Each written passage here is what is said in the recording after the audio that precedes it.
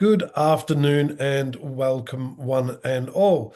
My name is Daniel Cairns. I'm the Head of Enrolments here at Fourth Rev, working in true collaboration with King's College London on the Product Management Career Accelerator. Thank you so much for dedicating your time to today's session. I'm sure you're going to get a great deal from it. If you're here, whether you're a current or aspiring product manager, you're probably feeling the effects of a noisy competitive environment currently, where it's easy to get lost or feel somewhat overlooked. The good news is that there are genuine ways to stand out in this market, and that's what we'll certainly be focusing on today. It is a session about yourself. There's going to be lots of insights, but we encourage your contribution through questions for the panel that I'll introduce shortly. So when you have a question at any stage, please feel free to drop them in the Q&A section at the bottom. And we'll reserve the chat for different assets and the like that we'll put in there, or even a question or two that I might pose along the way. So your questions in the Q&A and the chat reserved for the other items. It's not just me that you'll be hearing from. I'm going to be calling on our panelists who've sat on both sides of the hiring table to share their perspectives and experiences so you can get a first-hand account of real-world practical advice from them. Ideally, what you'll take away from this session are insights that you can apply immediately to become the PM candidate that recruiters can't ignore. Wouldn't that be lovely? So engage as much as you can, and we'll answer all the questions required. If you have any program-specific questions about payment plans or anything like that, I'll answer them either during or I'll reserve some time post the panel discussion to answer as many questions as you have. So do feel free to engage as often as you can. Now, on to the best part, and that is to introduce our esteemed panel, which gives me great pleasure because James, Rory and Polly are going to give great insights from their experiences today. So it gives me great pleasure to welcome them today. James, Rory. James, well done. Thank you. You're first cab off the rank. If I can ask you, James, first, firstly, welcome and thank you. But if I can ask you for a quick intro for the benefit of the audience. Great. Thank you so much. And thanks for having me. So hi, everyone. I'm James Ganaka. I've been helping product managers around the world build and grow their careers for years. But my personal journey has spanned half the globe, from working at a .com startup in 1999 back in Texas, where I grew up, to doing customer research at a startup in San Francisco, spending the first decade of my career in marketing for big tech companies like Hewlett-Packard, before eventually relocating to Seattle, where I began working at Amazon. There, I joined as a PM and quickly moved to become a leader of high-performing product teams. It's also when I started coaching and became an interview bar raiser. So I deeply understand the importance of hiring top-tier talent and how it's done. Now, I didn't just do this interviewing work in the US. I moved to Europe, where I've been for the last 5.5 years and have interviewed hundreds more. I've also hired dozens of PMs directly, both ICs and managers, and weighed in on hundreds more. And finally, I'm just extremely passionate about community. I launched my own product community last year called Product Sphere, and I also organize local product management meetups, including the longest running here in London called Product Tank, which has been ongoing for about 15 years now. That's me, and I'm happy to meet you all and connect as well. Brilliant, James. Thank you. Very much looking forward to tapping into that expertise that you bring for sure. If you don't mind, Rory, I'll go Polly next. Thank you, Daniel. Thank you, Fourth Rev and Kings, for having me. I am, of course, a Career Accelerator graduate. I'm actually quite missing learning between my work hours, which sounds quite odd, but yeah, I am missing the course at the moment. So I'm Polly Dhaliwal. I'm COO at an organisation called Enterprise Nation. We support startups and small businesses to start, grow and scale. Prior to that, I spent a good few years out of university selling, which included a lot of door knocking in and around London. I then developed my skills, worked for big corporates, didn't quite like it, and moved to the startup world. I was a part of a couple of startups that failed and then a couple that were quite successful. I learned the most from the failures, which is always a plus. And currently, My role within Enterprise Nation is problem solving every single day. I was employee number 4. We scaled to 50, and also our community scaled with that as well.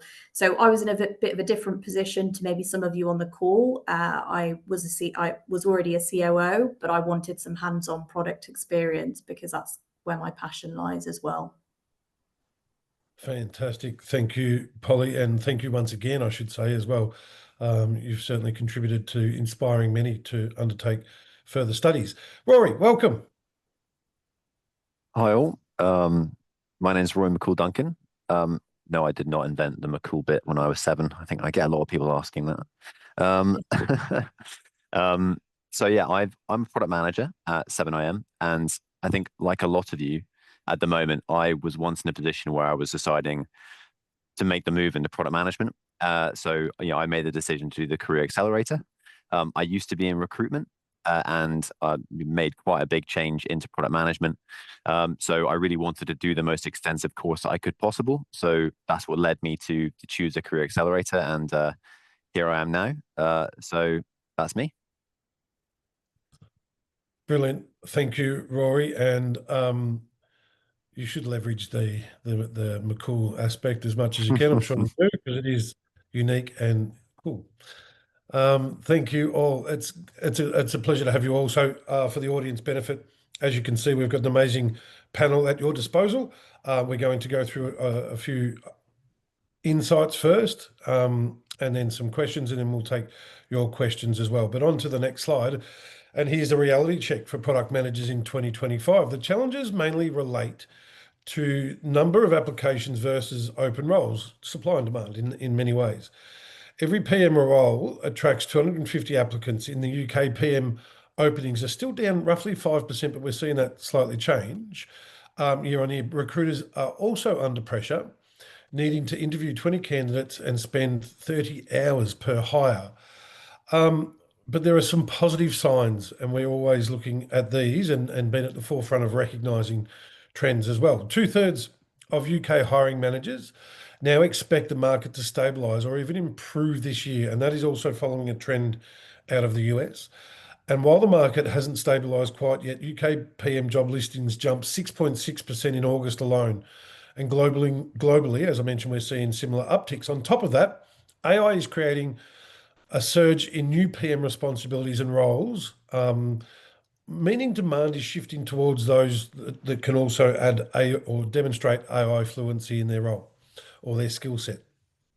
So yes, it can be or can feel challenging out there, but it's not all doom and gloom. As we go on, we'll show you how to position yourself and stand out as the market resets, and that's the key, is to stand out.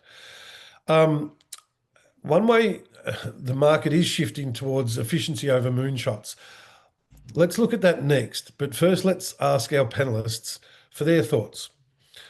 James, you're close to both PM practitioners and hiring managers. The numbers are looking challenging. Hundreds of applications per roles and interviews taking, or the recruitment cycle taking longer, but we're also seeing signs of recovery.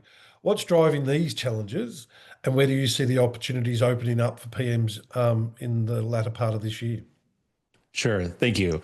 So if I take a step back and kind of address this question, like what's been driving these big shifts over the past couple of years? Well, if we rewind, there was like an explosion of interest in the field of product management, but then there's been this huge contraction in terms of job opportunities. And those were driven by a few things. Number one, there was a large number of layoffs from 2022 all the way to 2024, and even still in parts of this year. Second, there's been this big shift from user growth above all else, which drove technology and fueled its sort of massive ramp I'd say from 2010 up to 2020 to now. Everything must really need to drive ROI. And then third, like there's been these massive transformations across the world, financial transformation, political transformation and changes. And then you layer in technology with things like AI and others. And so all of these have kind of mixed together to create the environment that we see in the product management job market, but even in some other spaces as well. So I think those are some of the key challenges or what have led to the market and how it is today.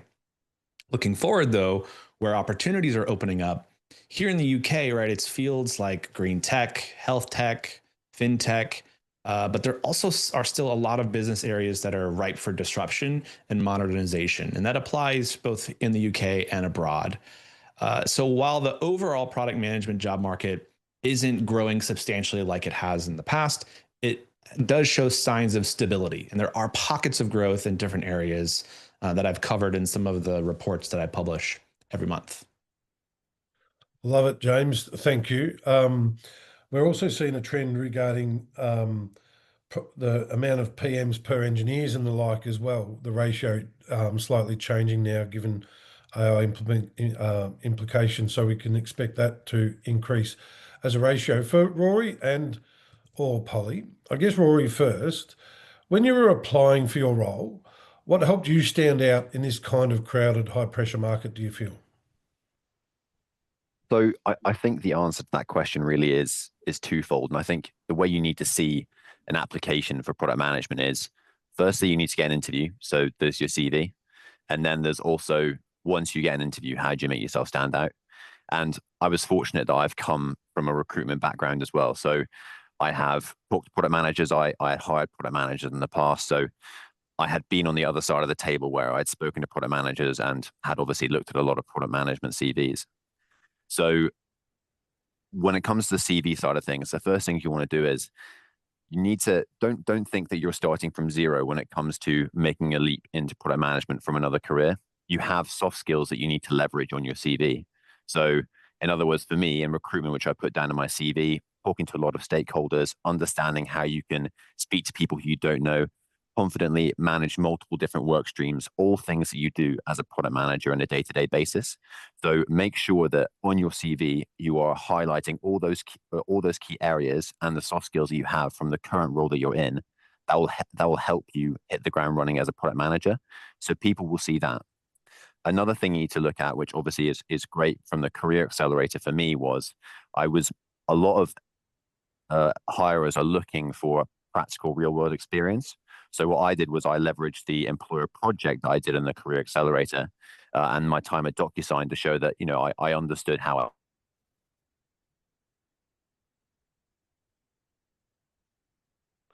Rory's frozen there for a second. We'll just Experience. give you Sorry. just froze when you mentioned the employer project at DocuSign. Sorry about that. Probably my internet. So I basically used that employer project experience on my CV to help myself stand out. And then also using the knowledge that I picked up on the Career Accelerator to show that obviously I understood product management from an in-depth perspective. With CVs as well, recruiters only spend about 20 or 30 seconds looking at your CV. So you need to make sure that it is bullet pointed well, it is easy to read, and you're making sure that you're hitting those keywords that recruiters are looking for. Recruiters don't really know much about product management. A lot of the time, they're actually given a list of keywords to look for.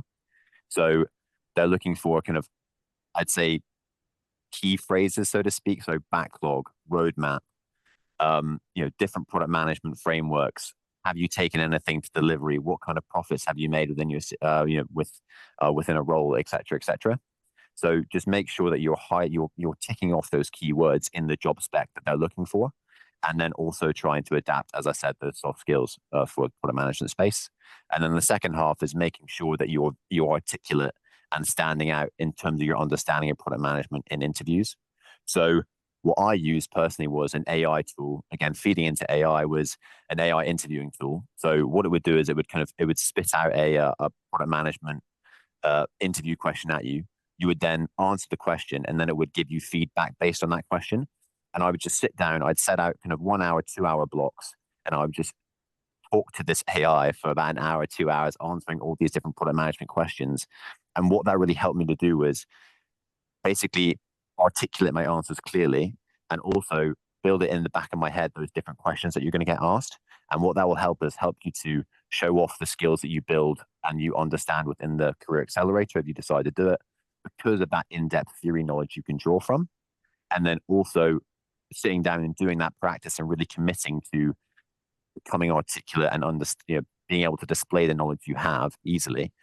That's really going to help you stand out from a CV perspective. And then once you're in interviews, really being able to articulate yourself to an interviewer, really showing that you understand what you're talking about. So I would say that from my perspective, that's what really helped me stand out personally.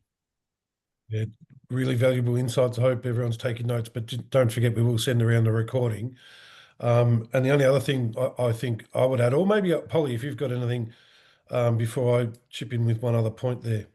Yeah, I was just going to add, I suppose from my side, I'm reviewing hundreds of CVs throughout the year, and I think that bit's important. I'm reviewing them. So, Rory, close your ears, but we don't use recruiters. We're a small business. Recruitment fees can often be expensive. We have for engineering roles, not product roles, because there's something about a product role which is slightly different. They have to be personable, they have to have sales skills, and they have to have an urge to want to solve a problem. And I think there's always the first step is obviously getting your CV reviewed and taken to the next step from a recruiter, but also from the individual who is either HR, head of people, to kind of get past that first step. But the next step is then building your own brand. So for me, things that I always look for is I'm quick to look at their LinkedIn profile. I'm always doing a quick Google search to see what appears when I see that individual, because for me, it's not just hiring a person. We're our own. We're our own little working family. Some people in the team hate that, but I need to understand that this person is going to be part of the culture as well. So maybe we don't often see that in more corporate roles, but within the small business startup world, their second, third, even up to their 10th hire is super important to scale their business. So a few very quick tips from me is think about yourself more than just a CV. And when you shift that mindset and it's a bit more confidence in actually they need me just as much as you need them when it comes to the role, build your brand around who you are, what you do, not just the product skills itself. When you're talking on your CV around skills, leverage data. That's one thing I absolutely love. And our CTO loves it as well when we're looking for head of product managers, is how did X increase sales, reduce support tickets, for example, shipping a feature within a certain time, speak at events, speak on podcasts, get yourself out there. It increases your confidence if you've never done it before, but it also builds your brand as a thought leader within the sector as well. So start thinking of yourself as more than just a role and doing a course and going for a role within a specific sector, but look at it more as I'm building my brand. I want to work on cool projects, and build my experience within this sector. And that should help you stand out when people like myself are looking for specific roles within a small business or within a larger organization as well. Fascinating insights from all, and really, really valuable tips for our audience there. Thank you. I think the other thing just to consider is the King's brand also when applying for roles and leveraging that on your CV. This Career Accelerator can lead to now a level 7 qualification at King's as a postgraduate certificate in product management, one of the only level 7 qualifications available globally. And again, to set yourself apart from someone else that's applying for the role, not only the Career Accelerator, but now the capstone opportunity that I'll dive into a little later, awarding a level 7 qualification will certainly enable that as well. But brilliant insights. We'll revisit them as well. Just a reminder for everyone, questions in the Q&A. There's some good engagement in the chat as well. On to the next slide. The shift isn't just about how many roles there are. It's about what kind of PMs companies want. A few years, and to exactly what James was mentioning previously, I guess a few years ago, hiring managers said they were prioritizing big new product bets. By 2024, that number had dropped to just 16%. Companies aren't gambling right now. They want PMs who can squeeze out more revenue, more efficiency, and more customer value out of their existing products. That's why demand for senior PMs has actually risen year on year. Employees need people who can show that they're plug and play, impact driven, and able to run lean. And that's where what Rory mentioned about your transferable skills are also so valuable. So the message is, if you want to stand out, you need to demonstrate how you've delivered impact with fewer resources and not just pitch bold new ideas. That branding that Polly spoke about, the practice that Rory mentioned.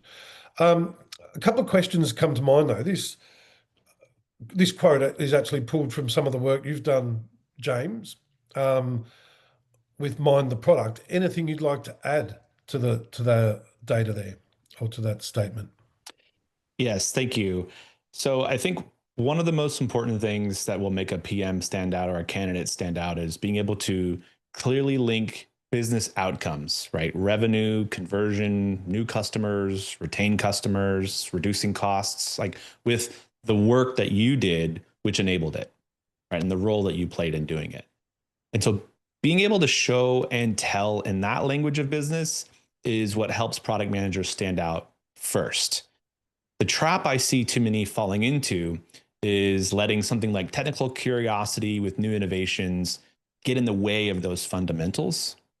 And so I really encourage people to experiment with new tools, but don't over rely on them to deliver on those business outcomes, or don't try to have, things that you've done that show your technical curiosity supersede like the business outcomes that you've driven. And so the number one thing I end up working with people on like their job search and trying to like position themselves well is finding what those actual outcomes are and being really clear about them, and then connecting them to the work that they did.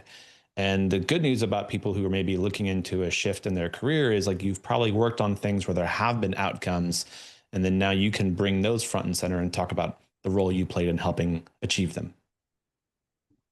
Love it. So valuable as well. On to the next one, and just we've got some excellent questions coming through. Keep them coming.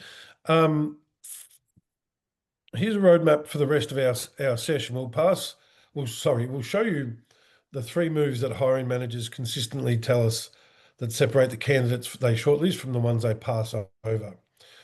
Proving that real business impact that we've spoken about quite a bit already. Demonstrating AI fluency now more so. It's not needing a PhD in machine learning, but the ability to use AI tools to be faster, sharper, and more productive, and also have an understanding of possibly how your team is implementing and using as well.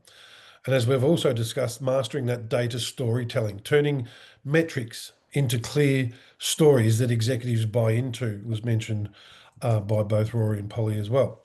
And finally, there's a bonus move, packaging everything into a crisp portfolio and personal brand that helps you cut through the noise. We'll unpack each one with input from the panel. Let's dive into the first move, proving business impact. Hiring panels now start by asking, show me the metric you moved. It's a really poignant question. The first move is all about taking the work you've done and translating it into business impact stories that are backed by data. It's something we'll cover in the Career Accelerator through frameworks, data storytelling, and project work. And it's really, when we designed the content, it was a collaboration between Kings and industry. And it was the one thing industry was so insistent on, is that business application and impact. Paula, you've made the move into senior leadership since graduating from the Career Accelerator. Can you share how you've been able to demonstrate business impact in your current role, for example? Yeah, definitely. So just to give you a quick history of my role. So my first role was actually within partnership. So I was selling Enterprise Nation, selling the platform and the product itself. I then built the marketing and community team, then built the content team, and then supported on hiring a CTO to build out the engineering team. And then for 3 years, I was the head of product manager, whatever you want to call it. And then because of my knowledge of the business, I moved into a COO role to support the CEO and founder. So with all of that knowledge, that put me into a good space to understand how different teams talk to each other. The reason why a product role is very similar actually to my COO role is because you have to have a good understanding of how each of the teams talk to each other. And for me, whenever I look at what I'm doing each day, I either look at how it's increasing revenue, to be quite blunt, increasing the scale of our community, or working on the team. So there's always 3 pillars of how I kind of bucket up my time of the day. So today, for example, before this call, I was looking at objectives for 2026 for the team, how our exec, we will do them, and then how the team will look at them. And then in the morning, I was reviewing a tender we want to do with national government. So your role can be very varied. Now, product is, when it comes to looking at a product role specifically and the outcomes we want to achieve, we always have to look at, and I look at the roles of individuals who support me when I'm trying to report up to our CEO or execs, is what is the problem we're trying to solve, and how do you make it a lot easier? So my favorite call with my favorite person in the team is with our data analyst. She makes everything so simple for me. And the reason and the way she does that is because she knows the problem that I need to solve. She knows the data that will help me solve that problem. And then she knows in a way how I can prove that this will move the dial for increasing revenue, increasing reach within the community, for example. And I think when you're applying for a role, think in that way. We used to do this in English when we would write essays, make a point, use a quote, and then add your comments to it. And I always think about that when it stayed with me for my whole life. I always think about that when we're talking about different business points. So, for example, if we were looking at measurable outcomes, I would say that working on the platform for 2 years and looking at how we've built a two-sided marketplace has lifted engagement and platform signups and cut onboarding time, for example. If we were looking on focus of revenue, my focus is how have we leveraged the platform in big projects and ensuring corporates can leverage our platform through white labeling, for example. That's contributed to the sales. The storytelling side to it is super key as well. So I'll be given stats at the start of the week. It's then my job to make sure that I tell each department head what is relevant for them. There are some stats like burn down of tickets within an engineering department, which is not necessarily useful for the partnerships team. However, what's useful for a partnerships team is that our current NPS score sits at 9 out of 10, for example, so you can send updates to partners. So stats are great. What I am seeing a lot of at the moment in CVs is Stat City with no actual point of how it solved a problem or how it made you or support growing the business. So always look at what the organizational goal is as well, and then add the stats that helped you solve that organizational goal or, drove towards measuring that impact as well. One point on being a product person, again, leveraging my own experience as a COO, is that you have to sit in the middle of a lot of different teams. So for me, business outcome is how we do things efficiently. And a product person is super organized, incredibly efficient, and can communicate very well. And they usually sit in the cross sector of either community, a sales team, and then within engineering as well. So in terms of business outcomes, as long as you have a clear view on what your organizational goals are, if you're not sure, I would ask your department head or your CEO, depends where you are within the business, and then just take a step back of your day-to-day and always think, what am I working on which helps with those wider organizational goals or business impact, just to make sure that you're working on stuff that is truly turning the dial. Love it. And also your communication down to your data support must be clear, obviously enabling them to know what your challenge is and what data they can provide you in overcoming. And I love that. Well, you're obviously working now as a PM now. What's an example of, I guess, where you've shown measurable business impact since completing the Career Accelerator? Yeah, so I think there's 2 areas where the Career Accelerator has really helped me deliver impact in my day-to-day job. And I'd say the first area of that is when you're taking a product from conception through to ideation, and especially during conception, leveraging data is so important. So when I first joined 7IM, there wasn't really a great way to analyze that in-depth data. So since then, we've actually put in Pendo. And Pendo is absolutely amazing when it comes to leveraging data. We can look into our website, look into our investment platform and see what are the different journeys which our users are taking and what are the pain points within that journey. So what that's basically helping us is to see, right, these are the different parts in the user journey that people are dropping off, for example, and then we can take that away. And then at that point, you can kind of take it into an ideation aspect where the frameworks that I learned in the Career Accelerator were absolutely invaluable. So opportunity solution tree, impact and effort matrix, 3 lenses of innovation, things like that, which you can use to look at those different user journeys and then come up with different solutions and condense those down into realistic things that you can implement that we can implement into our website, into our platform, and we're realistic from a development perspective and from a cost perspective to implement.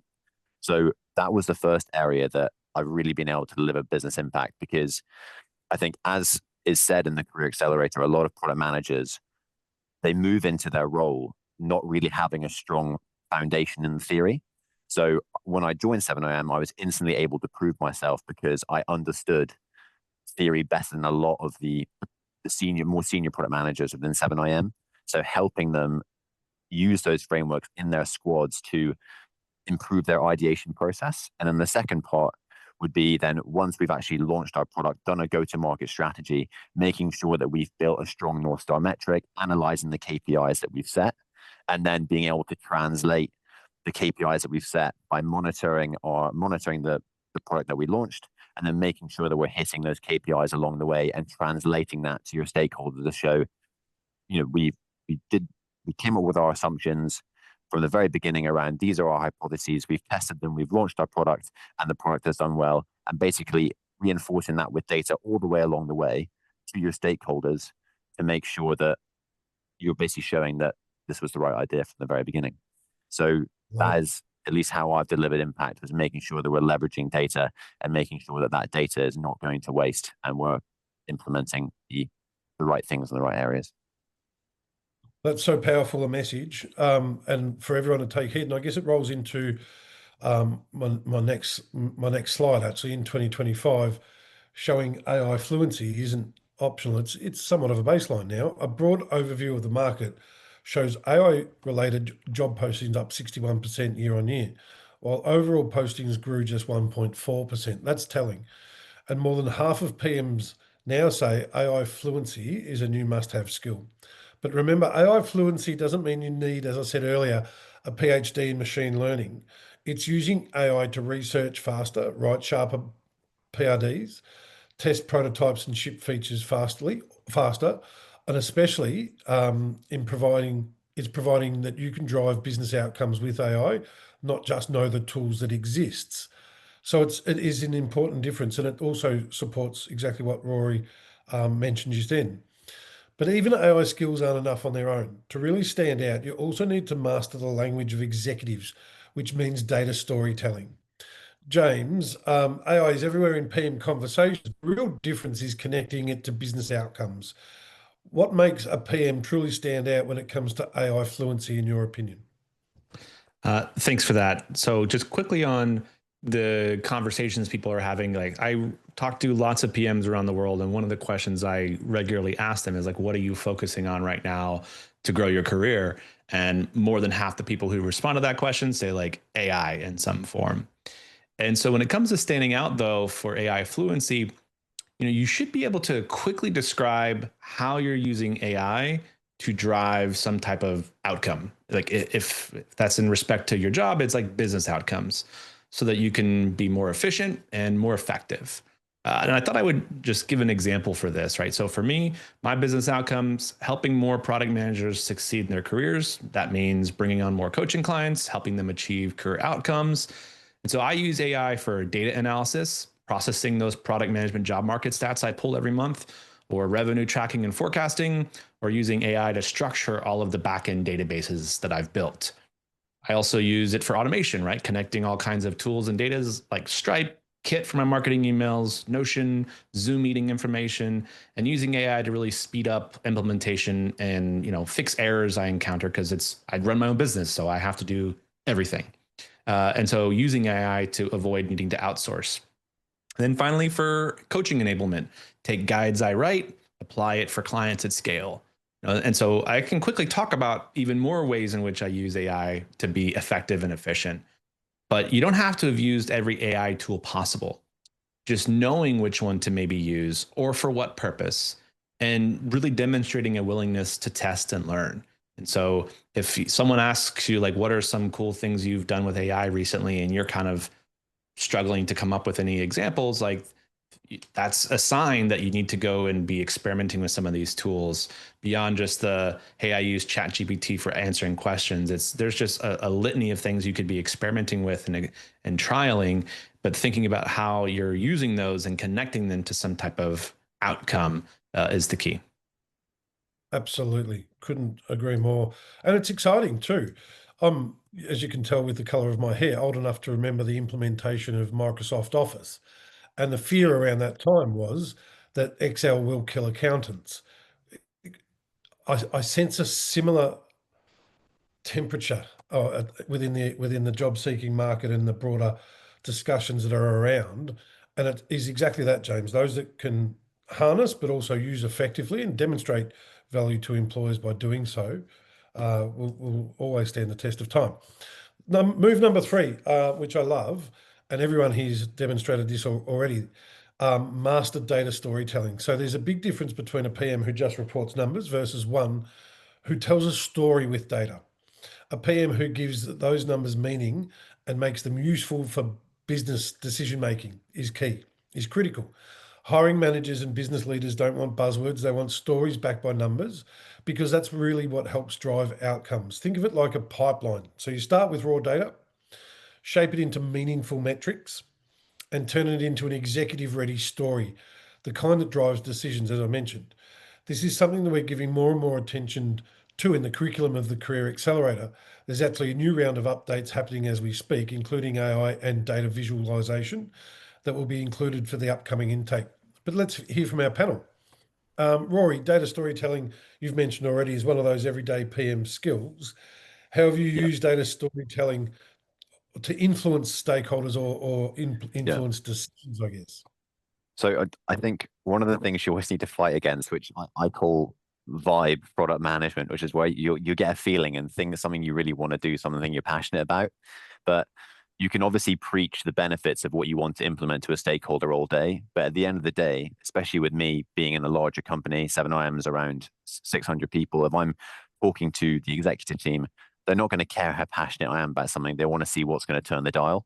So by showing this is currently the pain that we're suffering as a result. So for example, by not changing this certain aspect of the user journey, we are having, let's say, 80% of people drop off early within a user journey. That instantly paints a picture of, oh, actually, there is something wrong there. And you can show the stats, you can show the data behind that. You always need to make sure that you're backing up the point that you're saying, because what that's allowing you to do is you're matching your passion for wanting to change something with something which is actually an issue, showing the numbers behind it. And then again, when you're creating your KPIs, something that's very, very important is that you're not just throwing random KPI numbers off the top of your head. You're looking at the data you have behind those KPIs and making sure there's actually a foundation behind what you're aiming for. And then again, once you've then launched your product, you're making sure that you're monitoring the performance of your product. And then you can go back and you can say, right, here we go. We had 80% of people who were dropping off. Our KPI was that our KPI and hypothesis was we would improve this process by implementing this new feature. We've now shown that there's now 50% less drop-offs in the user journey. And it's then showing that throughout the process, you're using data to support the success of your product. So I can't say how important it is, because at the end of the day, data is going to back up any point you want to prove. So you do need. Yeah, or remove that bias, as you mentioned as well. If It doesn't backed up with data, it might squash that, even recency bias when you've seen success previously, but an audience has changed. Exactly what you just said. It was really, really interesting. I guess, Polly, from your COO perspective, and you've already touched on this as well, but what makes data stories effective when you're hearing them from PMs or you're projecting them up? Yeah, good question, and probably a lot of the same of what Rory has said already, but I think context before the numbers. So what is the problem or the opportunity, but also context of the call. Just always be super aware that most people, and probably within your own role, you're jumping from call to call. And one thing I love is when someone just sets out, this is what we're going to cover on the call, a basic agenda, and it sounds very simple, but the amount of calls I go on, even with individuals within government, within big corporates, there's no agenda, no way to steer the conversation. People are time poor, and you want to make the most of the time you have with them on the call. So give a bit of context, but then before you jump into the numbers, start with the problem, the opportunity. Why is it so exciting that you want to build this feature and you want some investment from the CEO, from the founder, to build the feature that you are so passionate about? I would say insight over data dump. So your data analyst will give you a load of data, but it's up to you to figure out what is the insight this data can show.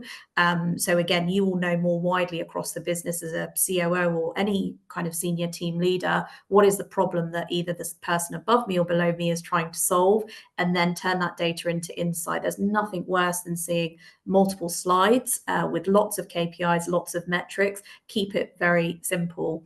And then takeaway. So what is it that you want from that individual? So is it that you want them to increase investment, hire a new person within your team, move your role to another department within the business? Should we improve it? Should we invest in it? The best data story that you can tell to either a senior person or someone else within your team has a clear next step. So don't forget about that. I mean, often we forget about the call to action. So what is it that you want from me at the end of the call? I'd even start with that up front, because then I can be super clear of what I need to address within the presentation as well. So definitely, there is always a lot to do with data, but just make sure you're using the right amount at the right time, because also there's a lot of people who can get overwhelmed with data within the business as well. So just make sure you know the audience that you're talking to.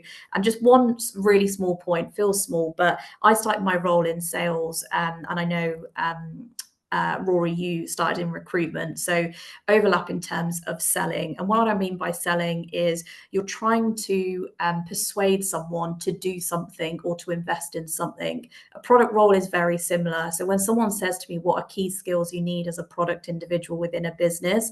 It's the art of storytelling, but also the art of convincing. Why should I ask my CTO for some budget so that the CTO asks the CEO to build this feature? You need to really have the art of persuasion, the art of data storytelling to tell that story to your CTO. So build your confidence when it comes to selling and the soft skills with selling. I think too many product managers are focusing on chasing the next AI product.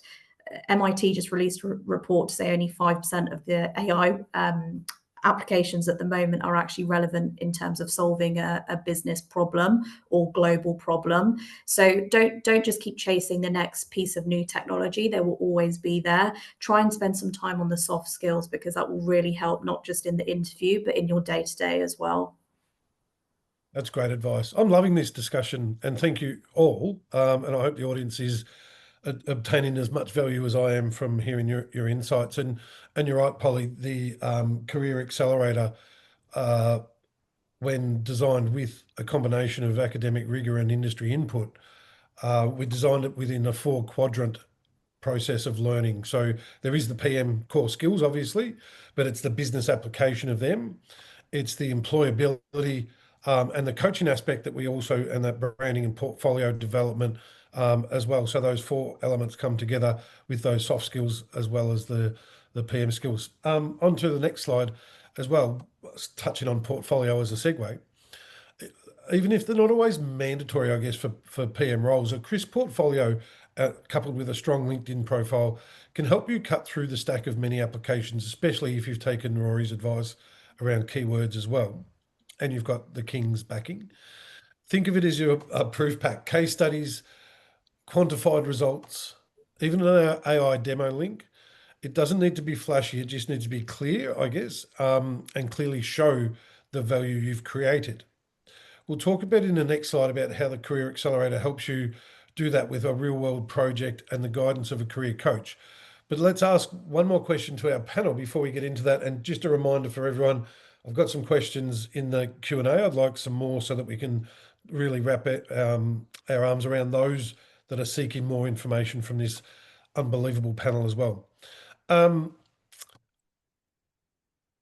Before we get to the Q&A, obviously, James, you've been, I guess you've seen countless portfolios through your work with Productsphere and Mind the Product. What separates the average PM portfolio from one that really stands out? I'm going to sound like a broken record because I say this a lot, but because it really bears repeating. It's showing the outcomes and speaking the language of business impact first. And if you feel like you've checked that box, then it's showing breadth of product excellence across, 4 distinct areas that align with the product management process. So that's discovery, right? Are there things that you've done where you've conducted user research, you've conducted interviews with customers or businesses, you've done some prototyping work, and that early product development process needs to be talked about. Next is strategy. What are some of the strategic things that you've done? Have you developed a vision? Have you sort of contributed to a plan? Have you, thought about setting goals, and have you met and delivered against those goals? And then delivery. What things have you shipped? What has been the impact of those? Have you iterated on something after bringing it to market? Or have you kind of built a roadmap to facilitate that delivery over time? So those three core areas. And then the fourth being just working with people. Product management is a very cross-functional position. And so across discovery, strategy, and delivery, how are you working with different functions in different levels to deliver that business outcome, through those dimensions, right? So doing discovery with user research and working with senior leaders and sales teams and marketing on strategy, to working with engineers and working with customer success teams on delivery, right? And then working with your leadership team across all those dimensions. So when people have experience across these different areas, great portfolios kind of highlight and connect the dots across them.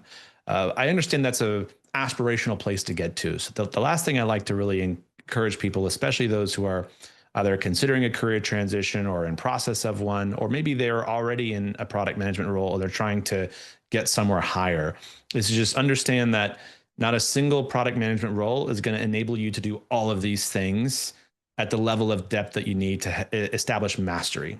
And that's well known amongst, people who've been in product management roles for a long time. Maybe you work in a role where you do lots of delivery and less on discovery and strategy. Or maybe you've worked at a consultancy, so you do a ton of discovery and strategy, but haven't been close to delivery. That's normal. And so figure out which parts you do have experience in, identify what the gaps are, and go build it, and make sure the strengths come across in your portfolio. Love it. Absolutely. And that's key when designing the program. I mean, you're never going to take exam results to a job interview, I've always said. The practical nature of learning, the submission of work to be graded that also contributes to a portfolio, and then the employer project at the end.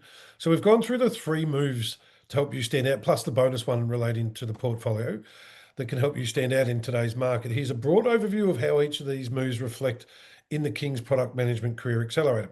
For example, we've mentioned that there's a final employer project. Taking it back just one step prior as well, for those of you that aren't aware, the program is made up of 3 courses and 1 applied industry project at the end. So to frame that quickly for you, you'll work as a team. You'll be allocated in a team of high caliber learners. You'll meet with one of our employer partners, and they'll present to you a product related scenario or challenge that they currently experience. As a team, and applying the learning from those first 3 courses that you've completed, you'll come up with innovative and tangible solutions to that scenario, presenting your recommendations back to the client, if I can call them that, in a consultancy style presentation at the end. The benefit of that is numerous, and I'm better asking the Rory and Polly this, but the benefit of that is numerous in that it's practical application of learning in the real world. It is brilliant for networking more deeply with your peer group, but also leaders of industry. And lastly, it's a much more powerful demonstration of your value to a prospective employer, as Rory touched on earlier with DocuSign, than it would be to ever recite an exam result. You're basically practicing as if you're a PM in the company. Throughout the program, you'll also be shown how to use AI-enabled workflows for product management. For example, using AI to create prototypes, building a prompt library, creating PRDs and more. To master data storytelling, you'll need to know how to turn metrics into those narratives we've spoken about through asking the right questions, collaborating with analysts and communicating your requirements down, interpreting funnel metrics, and even understanding basic A/B testing. It's also then the delivery of that in the messaging that we've spoken about, and the next step, as Polly mentioned. Your ongoing project work combined with career coaching sessions allow you to build a proof of what you're capable of and work with a professional to refine how you present yourself, your portfolio, your skills, and the opportunity of someone taking you on would be. That's an overview, but for the basic and specific details about what we've covered in the Career Accelerator, the best thing to do is revisit the program brochure that Sam's popped in the chat there and set up a call with an enrolment advisor if you haven't yet. There's one other thing that I'm going to do, and we've got a few questions to get through now. I'm going to just mention, if we can go to the next slide, what we're offering at the moment is a demonstration of us listening to our audience and refining our product, basically. There is an early application offer available, the bonus product kickstart package. So you apply early and receive a private Q&A with a product coach and recruiter. Gain insights from a specialist product coach and recruiter about the key topics like your CV, LinkedIn best practices, interview behaviors, and networking strategies. And also access to career coaching. Unlock 2 one-on-one coaching sessions before the program begins. Clarify your goals in that session, identify blockers, and build confidence before the start date. Just before that, though, we also listen to our learners. So when we first started the PM Career Accelerator, we had 6 months of coaching during the program, and that was brilliant. It helped out many achieve their intended outcomes. But the real job seeking commenced post the Career Accelerator, so many learners told us.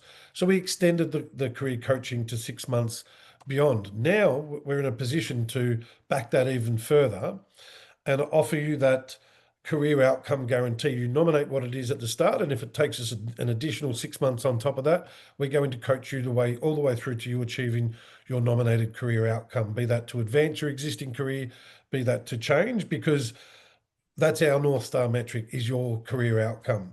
There are limited placements available for the upcoming presentation commencing in October.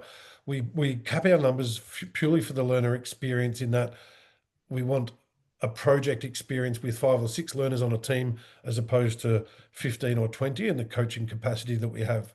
So onto the Q&As quickly. John's asked, who are the employer projects with? This far out, because the employer project won't start till about April or so next year, given the Christmas break. We won't know exactly the project at this point in time. We know the range of employers that we work with, and they are Sky. Raspberry Pi is one of the current ones that the learners that commenced on the last one will be working with. We've worked with DocuSign. All sorts of organisations really find value in this process. It's for their benefit in obtaining outcomes to the insights that you provide, but also tapping talent potentially too. So great question. It will be one of those organisations or a similar calibre. We do many with Sky. Rory, a question for yourself from Odessa. What AI tool did you use to prepare for your interviews? I'm actually struggling. It's so, if you just type in AI interview help into Google, you'll most likely find one. I can't remember exactly what the name was, but I'll try and remind myself at some point. I'm really sorry about that. That's fine. There's so many. I'm sure you'll be able to find the right Yep. one.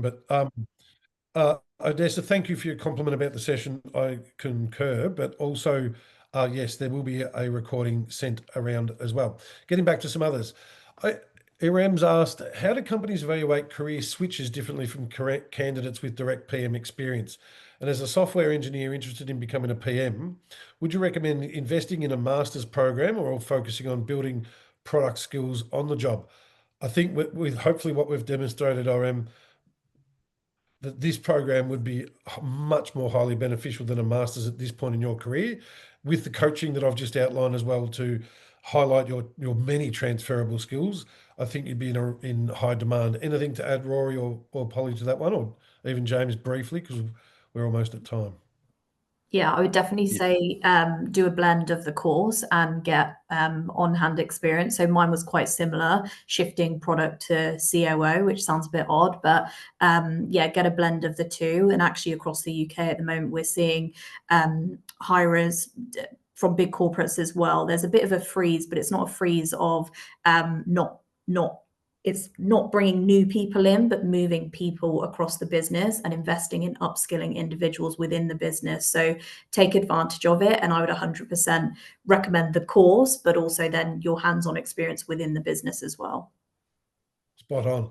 I am similar to what we've just discussed for your next question. Thank you so much for your engagement.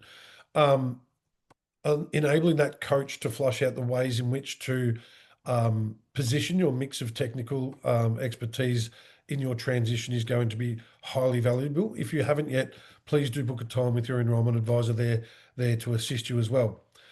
Andrada, I'm coming from a biotech background where I'm considering a potential industry change. Good on you. It's a daunting decision for many, but a rewarding decision for most. So well done. How can I best position my LinkedIn portfolio that it's still attractive to biotechs, but can also speak to a broader audience on keywords, etc., that are valuable to spend time on? And adding to that, for a PM with 3 years of experience already looking to advance or pivot, how is it best to position current work already, given some of it's under NDA protection? That's an interesting one, because some of our projects actually come under NDAs at times as well. We position you and them in a way in which you can, at a high level, give an overview of what's involved and the benefits. Sometimes it's the nitty-gritty that you can't. Any tips there, possibly from Rory or James, relating to that? Positioning NDAs and things like that. I'm happy to take a first pass at this one. So on the first part, in terms of like positioning your LinkedIn portfolio that's attracted to biotechs and a position change, like it really just depends on what that other thing is that you're trying to do. If you try to optimize your LinkedIn profile to do too many things, then the people that you want to look at your profile like won't know what you're a good fit for. And so oftentimes, and then I would suggest like talking with a career coach about this in more detail, is like, what is that alternative? And is there enough consistency there that you can address both? Otherwise, you're going to have to pick one and prioritize that and use variations of things like CVs and applications to variate in different ways, because not everyone's always going to see the LinkedIn profile. On showing impact when you have some things under NDA, well, when it comes to things like financial metrics or specific numbers, those you can always use X's and Y's, and you can use much higher estimations. Like, so rather than showing 120 million, it's like XXXM, right? That could be a range from 100 million to like just under a billion. So that's one way and one tactic you can do to hide some numbers. But if it's more specific than that, then you just have to speak in generalities. But again, lean into the things that you wouldn't get in trouble for sharing publicly. See how your company talks about things publicly, and try to, again, link it back to the outcomes that way. Spot on. Thank you ever so kindly. Anonymous has asked, what role does communications play in PM roles? Would you expect dedicated comms support, or is comms deliverable in a PM role? Do you see the role of comms being replaced with AI and automation? Polly, I think that's a good one for yourself there, especially. In short, it's very important. So if you can, and again, I go back to, because I have a sales background, I was making 100 calls a day, and there's something about that just puts your confidence through the roof, because there's nothing like rejection 99 times in a day. But all I would say is I can't see AI taking over how you communicate with your CEO, CTO, CMO, whoever, your head of community, but AI will help you refine your point. So if I have a paragraph of data and text, etc., that I need to send in a very short, succinct email, AI will help me improve my communication there. But you will always be seen to communicate, especially if you want to be a head of product lead within big organization, small organization. You'll be expected to present, to pitch. So that's why I strongly suggest, if you haven't done that before, just get started. Just even try and get involved in presenting to someone at home. But the career project is really good for that, because you have to present at the end as well. So it definitely shakes off any sort of presentation anxiety when it comes to that. Love it. Thank you ever so kindly. And we are at time. I'm happy to keep going with the questions, but I'm happy to also say thank you, James, Polly, and Rory. I've found your insights to be extremely valuable for the audience as well, and in depth, to the point of they should and will have a really valuable toolkit of takeaways to implement, be they going through the Career Accelerator or not. So I can't thank you enough. If you have to drop, please feel free. I'll keep going with some questions, but your time is very, very valued. Thank you for having me. Yeah, no problem at all. I'm happy to stay on. I was going to say I can stay for another 5 minutes or so to help with questions. Not a problem. Sadaf has asked for a little bit of elaboration on our career milestone guarantee. It's not, we haven't included it in the brochures yet. I'm actually announcing it for the first time for Kings today, but generally you get 12 months of career coaching alongside the Career Accelerator. That is a month on month, one-on-one meeting with an executive style coach. You might not need all of them, of course, but should it be the case that within 12 months of graduating, you haven't achieved your career milestone that is nominated at the commencement of the course? If not, we'll extend that by another 6 months, basically. So there's up to 18 months of coaching. I don't think many will need it, but it's there as a safety net should you need it as well. I can't stress enough, though. Well, Rory and Polly, what was your experience like with the career coaches? And James, you live that, the value of a coach you are. I'm not sure if we even position it well enough for people to know the benefit of coaching. What's one or two lines that you can provide in terms of the value of coaching?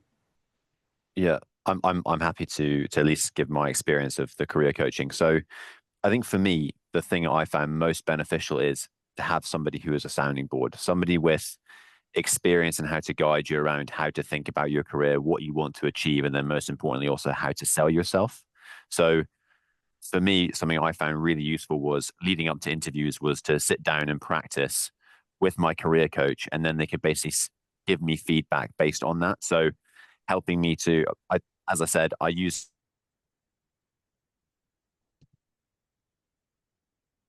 We lost him.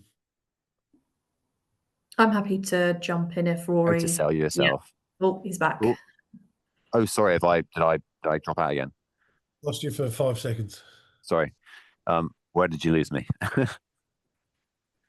Sorry. So I'll just continue with that. So basically, yeah, in conclusion, yeah, I think it's great to have somebody who you can just sit down and practice with, and somebody who can give you great feedback and how you can improve yourself and set yourself career goals and what you're trying to achieve. And I think really understand what you want to go for, because product management is such a broad market. There's different types of product management. There's so many different types of companies and areas within the world. So they'll really help you understand yourself and what you want to achieve better. Brilliant. Thank you, Rory. Anything else, Polly or James, on that one before I move on? For me, I still talk to my career coach that I met on this course. I pay for her to coach me still. I think it's like paid for therapy. For me, I thought it was like free therapy because I didn't feel like I was paying for it. I had no expectation with a career coach at the start, but for me, it's definitely the highlight. And it made me think, okay, I actually need a career coach. I actually wish I did it 10 years at the start of my career. So yeah, I can't champion career coaching enough, to be honest. Love it. James, you walk and talk it daily, and we love that as well. Anything to add? Just that a career coach is in a unique position to help hold you accountable and to help challenge any internal beliefs that you have or assumptions and unblock you, right? They're invested in your success, and they don't come at it with a form of bias like you might have from an internal employee mentor at a company that you work for. They're not going to be afraid of telling, or they shouldn't be afraid of telling you things that might be difficult for you to hear, like friends, colleagues, former coworkers might be, right? Because they don't have that type of social relationship with you. And so that can be really powerful in addition to the things that Polly and Roy shared earlier. Spot on. And it was an interesting story where one of our coaches recently told us the tale of saying no. A learner came into the one-on-one coaching session excited, mentioning that they're going to apply for a particular role. And the career coach dived into that and demonstrated no, and demonstrated the why behind their thinking that role would set them up to fail rather than succeed. It didn't align with values. It didn't align with the intended. It's a shiny brand, of course, a desirable brand to work with and for, but it in no way met their intended outcomes that they'd outlined at the commencement of that coaching process, and ultimately would lead to a really conflicted employee not lasting long and not having a wholesome experience in that.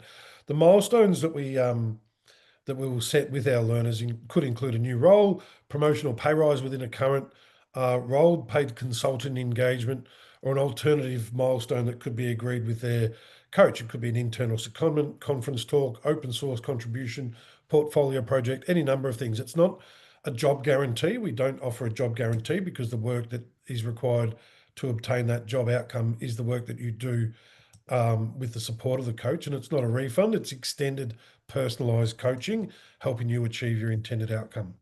Sadaf, thank you for the question. Do we have a network of employers and recruiters who are looking to hire graduates, or is the Career Accelerator more focused on getting experts' advice on improving CV and LinkedIn profile? Katerina, thank you for your question there. I'll answer this two ways. Firstly, it's the byproduct of having a coach enables the outcome of the intended career outcome to be achieved.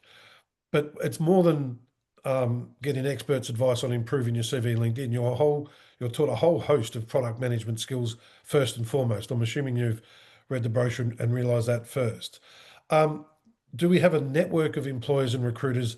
Yes. So we have companies all the time reaching out to us to post a role or to mention, like we had with one of our other career accelerators, EY just host a specific global masterclass for our learners on a particular topic and giving demonstration of what they're looking for with particular roles that they're recruiting for. So it's not that we have industry projects with the likes of Sky, and Sky is saying we want 5 people from that program. It's not like that at all. It is someone will come to us saying, we've got roles, can you post these for your learners? Others will say, Sky might say, I was really impressed with Polly's work during the program. Would it be okay to reach out to her as we've got a vacancy upcoming? Those are the sorts of organic things that do occur. And then we have masterclasses as well from different employers or recruiters that come in and offer their expertise in that area as well. But the job seeking and the job outreach is the work that you do to yourself to obtain your intended outcome.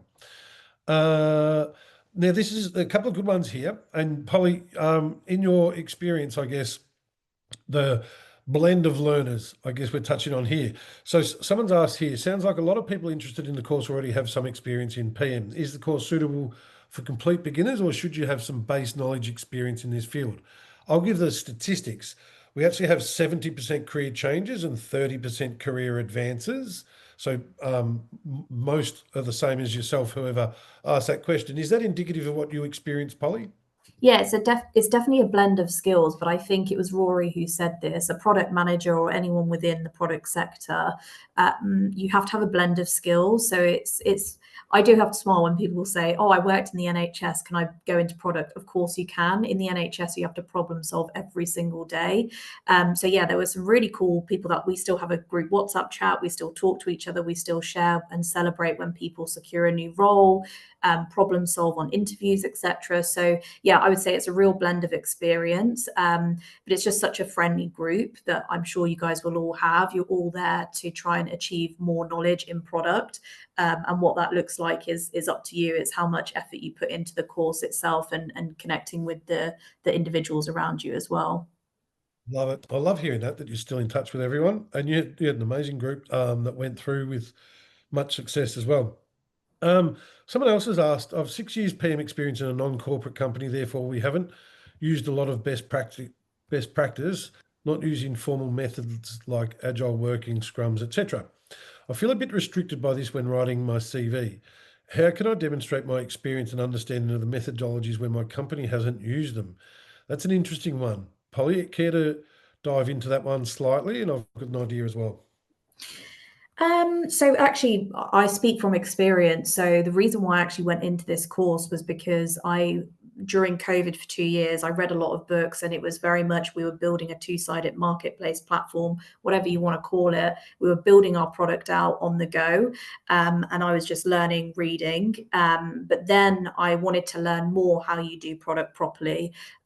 So for me, it was all around learning the agile working scrums, how you do your market research, how you interview users properly, etc. So for me, if you don't have best practice, it's actually okay. But I did the course so I could get best practice. But when I read CVs, if I read terminology all over it, the CV, I automatically turn off. For me, I want real life data. They solved a problem. This is a story they get to tell. So I'm sure in a way you are on a scrum in some way, but they just don't call it a scrum in your corporate environment. So I wouldn't stress about best practices when it comes to applying for a job right now. Just keep it real life data. Yeah, exactly. And I guess using AI to position some of your achievements into those data points will help you dot point them really clearly. But I'm sure when you scratch the surface, it does sound like you would be a perfect candidate for the program, though. I think even in that question, I feel you've demonstrated a strong knowledge of PM, but many opportunities to fill some gaps and elevate to the next level. And the course will certainly enable that. Great question, though. Thank you. Do you have any data for what course alumni have gone on to do? How many are in PM roles? What is the average salary? Um, Not salary specific, it's very varied. But very proudly, 87.5% of our graduates that complete the Career Accelerator with the coaching as well have achieved their intended outcome within 6 months of graduation. There's been amazing success stories. Polly and Rory are case in points, and you'll see many others on our platforms and on our YouTube page as well. We've interviewed so many learners about their individual success stories, Polly included. You'll find numerous amounts of data there. What is interesting also is how many now have gone on to take on the level 7 postgraduate certificate. We've just had the next batch about to commence. Their applications for King's closed. Just to give, I did say to everyone I would touch on this briefly, and I'll be very brief because I know we've gone over time. But after you complete the Career Accelerator, and the intention is for you to achieve your intended career outcome first and foremost, that's it. Once you're settled into a new role, you can elect potentially to come back or to enroll directly with King's to do a level 7 postgraduate certificate. It's basically 1/3 of a master's at the same level.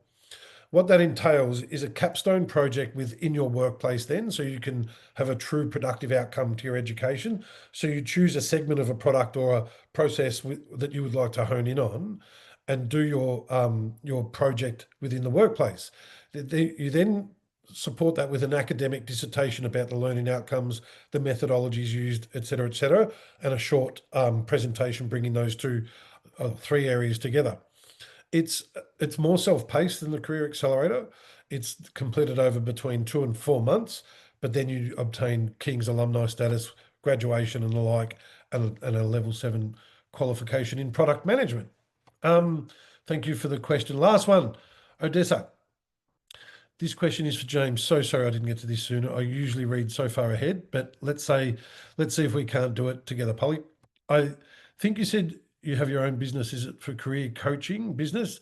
How was it for you to get up and running? Also, what AI tools do you use for project management?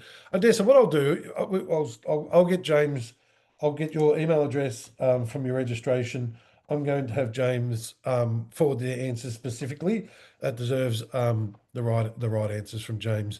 Thank you all. The next step is the most important one. You've taken a great amount of time out of your day to learn more from Polly, James and Rory today. I've even learnt so much. If you haven't yet spoken with your enrolment advisor, please do so. You can book a time in the chat function there. And the next course starting in October will be fantastic. It's a brilliant blend of learners that have already committed. Placements are limited, and I do encourage you to lodge your application as quickly as possible. We can support you with payment plans if required.